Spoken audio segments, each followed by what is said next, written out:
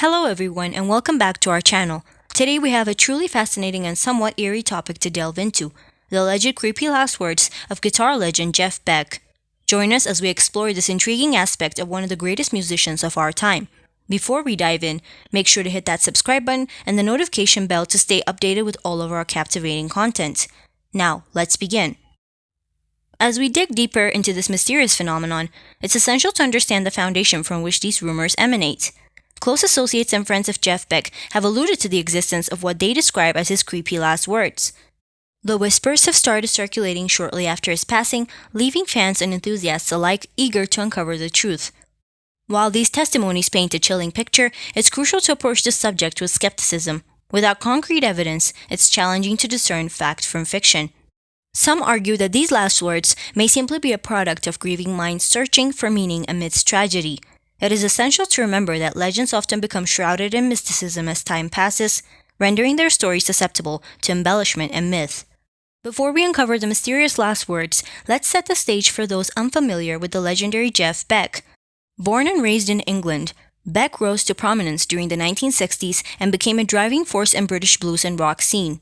His innovative guitar techniques and soulful playing style set him apart from the crowd, solidifying his status as a true guitar genius. With his career spanning more than 5 decades, Beck collaborated with iconic musicians such as the Yardbirds and formed a successful career that was solo and earned him numerous awards and accolades. His ability to effortlessly blend genres, ranging from rock and blues to jazz and fusion, mesmerized audiences worldwide, making him a true master of his craft.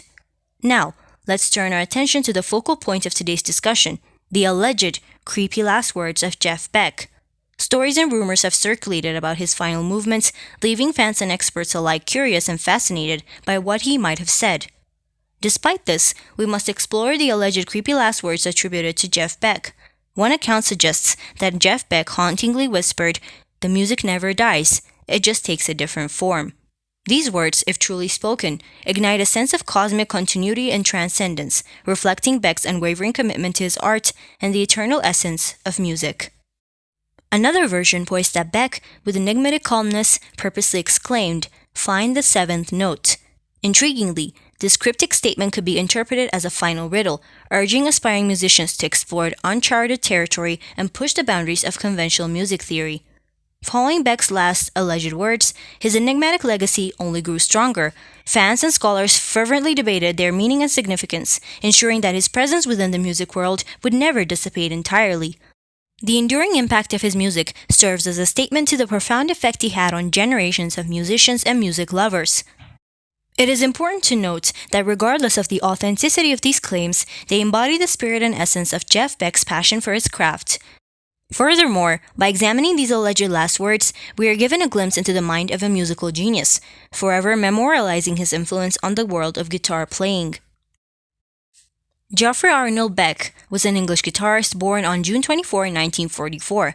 He rose to noticeable quality as an individual from the music crew the Yardbirds, and short time later established and fronted the Jeff Beck Gathering in Beck, Bogart, and Apis.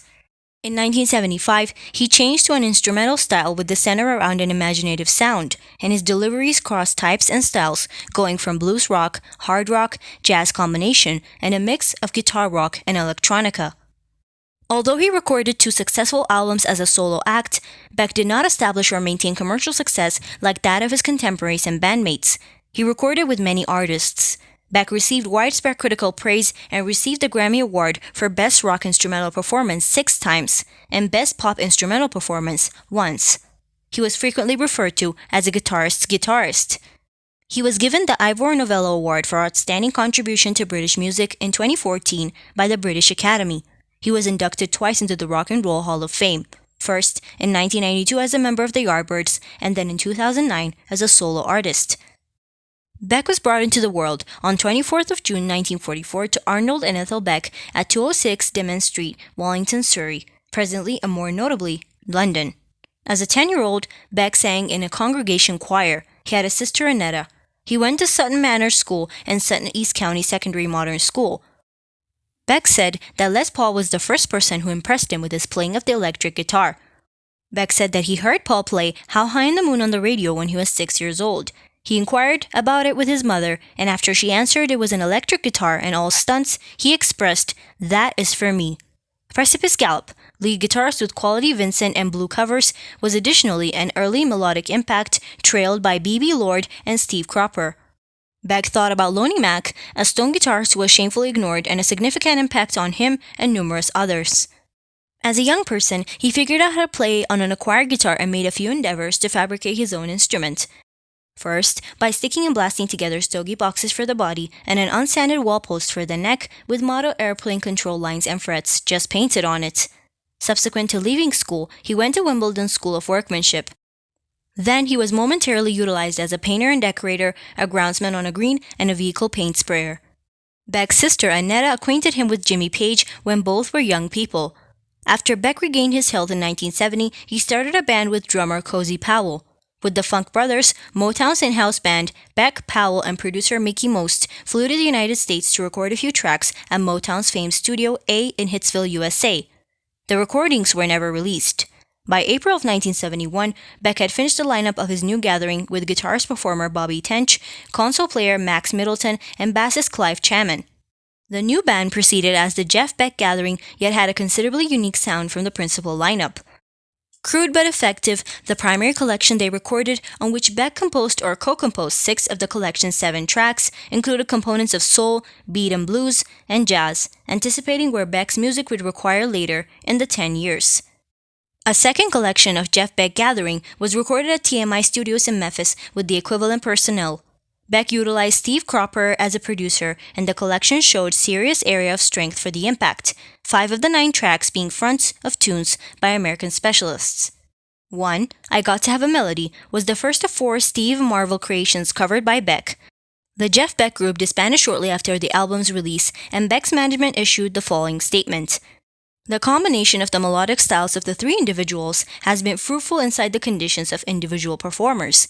Yet they didn't feel it had prompted the production of another melodic style with the strength they had initially looked for. Beck then began teaming up with the bassist Tim Bogert and drummer Carmine Appice, who opened up following the destruction of Desert Flora, however kept visiting as the Jeff Beck Gathering in August 1972 to satisfy legally binding commitments with his advertiser, with a lineup including Bogert, Appice, Max Middleton, and singer Kim Milford. After 6 appearances, Milford was supplanted by Bobby Tench, who was flown in from the United Kingdom for the Ari Crown Theatre Chicago execution and the remainder of the tour, which closed at the Central Northwest Theatre, Seattle. After the first visit, Tench and Middleton left the band and the power triplet Beck, Bogert, and Appice arose. Appice assumed the job of singer, and Bogert and Beck contributed occasionally. They were remembered for the bill for Rock at the Oval in September of 1972, still as the Jeff Beck Gathering, which denoted the beginning of a visit timetable of the Unified Realm, the Netherlands, and Germany. Another U.S. visit started in October of 1972, beginning at the Hollywood Sportatorium, Florida, and closing on November 11, 1972, at the Stock Room in New Orleans. In April of 1973, the collection Beck, Bogert, and Appice was delivered on Amazing Records. While pundits recognized the band's instrumental ability, the collection was not financially generally welcomed, aside from its front of Stevie Miracle's hit, Notion. Beck performed the Gene Genie, Love Me Do, and Around with David Bowie on July 3, 1973. Although the show was recorded and filmed, Beck was not included in any of the released versions. Beck made tracks for Michael Fennelly's album Lane Changer in October of 1973. During the 1990s, Beck had a higher melodic result. In 1990, he played the main solo on John Bon Jovi's solo debut album, Blaze of Glory, which was also used as a theme song for the movie Young Guns 2. That very year, he was highlighted entertainer on Hans Zimmer's score for the film Long Periods of Thunder. He played the lead guitar on Roger Waters' 1992 Idea collection Entertained to Death and on the 1993 collections The Red Shoes by Kate Bramble and Love Scenes by Beverly Craven.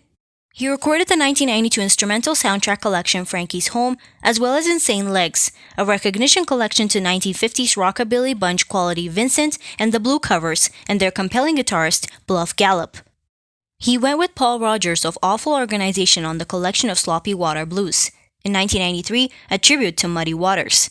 Beck's next discharge was in 1999, his initial introduction to guitar-based electronica, Who Else? The collection was Beck's most memorable cooperation with a female performer, Jennifer Batten, in visiting, composing, and recording, as well as whenever he first had worked with one more guitarist on his own material since playing in the Yardbirds. Beck kept on working with Secure through the post-discharge visits through You Made Them Come in 2001. As we conclude our exploration of Jeff Beck's alleged creepy last words, let us marvel at the legacy left behind by the guitar legend. Whether or not these final utterances were genuinely spoken, the undeniable impact of Beck's music and his relentless pursuit of artistic transcendence remains unquestionable. Join us next time as we continue to dive deep into the lives and legacies of music's most iconic figures. Until then, keep the love for music alive and allow it to be the force that unifies and inspires us all. Thank you for tuning in, and remember to subscribe to our channel for more captivating discussions on everything music.